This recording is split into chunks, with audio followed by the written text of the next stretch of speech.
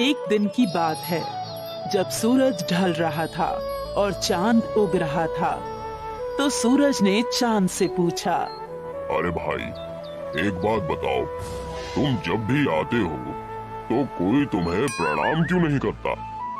ऐसा नहीं है भाई, हर कोई एक जैसा नहीं होता। कई लोग मुझे भी प्रणाम करते हैं। पर मैं तो जब भी उगता हूँ तो सारी दुनिया मुझे जल चढ़ाती है, पर तुम्हें तो कोई भी जल नहीं चढ़ाता।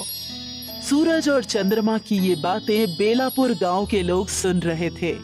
तभी एक आदमी ने कहा, हम तो सिर्फ सूरज को ही भगवान मानते हैं, चांद हमारे लिए भगवान नहीं है। नहीं, ऐसी बात नहीं है, हमें चांद को भी भगवान मानना चाहिए। सूरज भगवान तो हमें रोशनी देते हैं, धूप देते हैं, चांद हमें क्या देता है? हर किसी का अलग अलग काम है। चंद्रमा भी हमें रात को रोशनी देता है। अरे पर उस रोशनी का हम क्या करेंगे? रात को तो हम सोए रहते हैं, हमें रात को रोशनी की जरूरत नहीं है।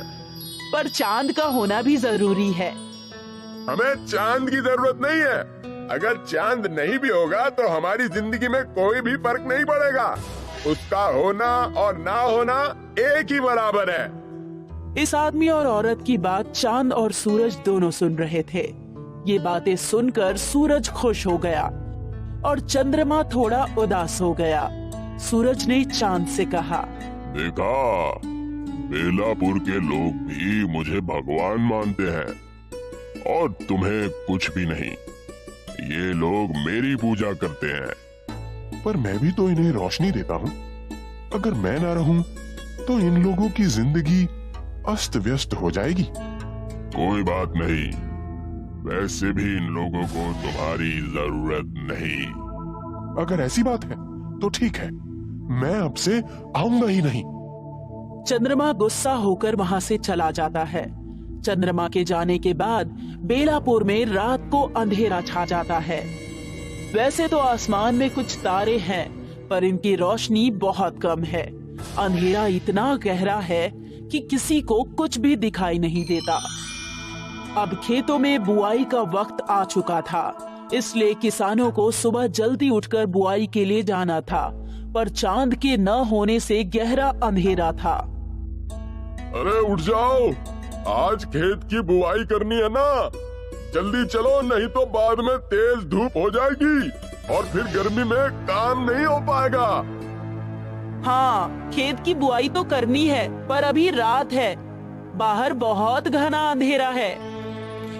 मुझे तो लगता है सुबह होने वाली है, हमें चलना चाहिए। वो सब तो ठीक है, पर बाहर कुछ दिख ही नहीं रहा, जाएंगे कैसे? ठीक है, सुबह होने पर ही जाते हैं। ये दोनों सुबह होने का इंतजार करने लगे। जब सुबह हुई तो ये दोनों खेत के लिए निकल पड़े, लेकिन कुछ ही देर में तेज धूप आ गई और गर्मी के कारण खेत में काम करना मुश्किल हो रहा था। बहुत गर्मी हो रही है, चलो घर चलते हैं, कल सुबह जल्दी आ जाएंगे। हाँ, सही कह रही हो, इस भयानक गर्मी में तो मुझसे भी काम नहीं होता, कल आते हैं। वो आदमी और औरत दोनों घर चले गए। अगले दिन भी जब वो उठे तो रात को चंद्रमा के न होने की वजह से बहुत घना अंधेरा था, और आज भी वो दोनों जब उठे तो सूरज निकल चुका था। सूरज की गर्मी के कारण खेत में काम करना मुश्किल हो रहा था। इस समस्या से परेशान होकर आदमी ने सूरज से कहा, हे सूर्यदेव, हमें चांद की जरूरत नहीं है। अगर आप रात को भी रहें तो हमें कभी भी चांद की जरूरत नहीं पड़ेगी और हम केवल आप ही की पूजा करेंगे। ठीक है, अब से मैं रात को भी रहूंगा। अब दिन खत्म होने के बाद सूरज रात को भी बेलापुर में ही रहने लगा, जिससे दिन ढल ही नहीं रहा था और रात हो ही नहीं रही थी। अरे जल्दी से खाना बनाओ, नींद आ रही है, सोना भी है। अभी तो दोपहर का वक्त है, क्या अभी से खाना बनाना शुरू कर दूं? अच्छा ठीक है, बाद में बनाना। वो आदमी और औरत बहुत देर तक रुकते हैं, पर शाम नहीं होती, क्योंकि अब सूरज ढल ही नहीं रहा था। भूख से आदमी का बुरा हाल हो गया। अरे लगता है आज शाम नहीं होगी, तुम खाना बना दो। ठीक है, बनाती हूँ। औरत ने खाना बनाया और दोनों ने खाना खा लिया। अच्छा सुनो, मैं सोने जा रहा हूँ। अभी तो रात ही नहीं हुई। हाँ, सूरज भी तेज चमक रहा है, पता नहीं रात कब होगी। मैं तब तक नहा लेता हूँ। वो आदमी नहाने चला गया। बाप रे, आज तो बहुत गर्मी है, पता नहीं इतनी गर्मी में कैसे रहेंगे। आदमी नहाकर लौट आया। अरे नहाने के बाद भी कितनी गर्मी लग रही है। अब सूरज नहीं ढलेगा, इसलिए ये सब हो रहा है। ये सब सूरज की वजह से ही हो रहा है। कोई बात नहीं, चलो सोते हैं। ये दोनों सोने के लिए चले जाते हैं, पर सूरज की गर्मी की वजह से दोनों परेशान हो जाते हैं। इन्हें बहुत पसीना आ रहा है। अरे पंखा तेज कर लो। औरत पंखे को तेज कर देती है, पर तेज हवा चलने के बाद भी इन्हें गर्मी से राहत नहीं मिलती। इतनी गर्मी में तो मर ही जाएंगे। काश सूरज ढल जाता तो गर्मी कम हो जाती और हम लोग चैन से सो पाते।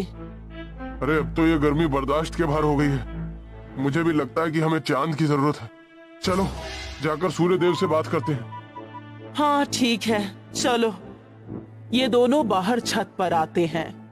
हे सूर्य देव, आपकी धूप को बर्दाश्त करना मुश्किल हो रहा है। इसमें मैं क्या कर सकता हूँ?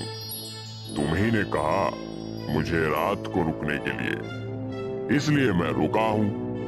हाँ, हम ही ने कहा था, पर अब हमें चांद की भी जरूरत है, क्योंकि हम इतनी धूप को नहीं सह पाएंगे। आज से आप सिर्फ दिन के समय ही रहिए, रात को चंद्रमा ही ठीक है।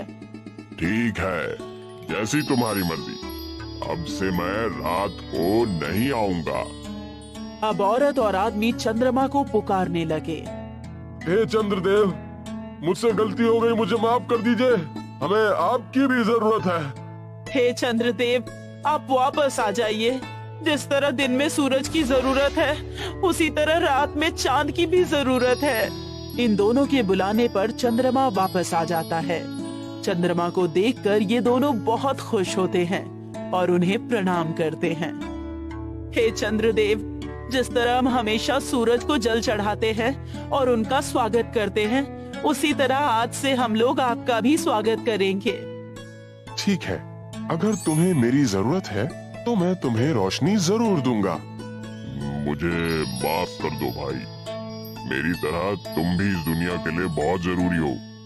अगर मैं दिन में उगने वाला सूरज हूँ, तो तुम रात में उगने वाले सूरज हो। सूरज ढल गया और अंधेरा होने लगा। तब चांद ने चारों तरफ अपनी खूबसूरत रोशनी बिखेर दी।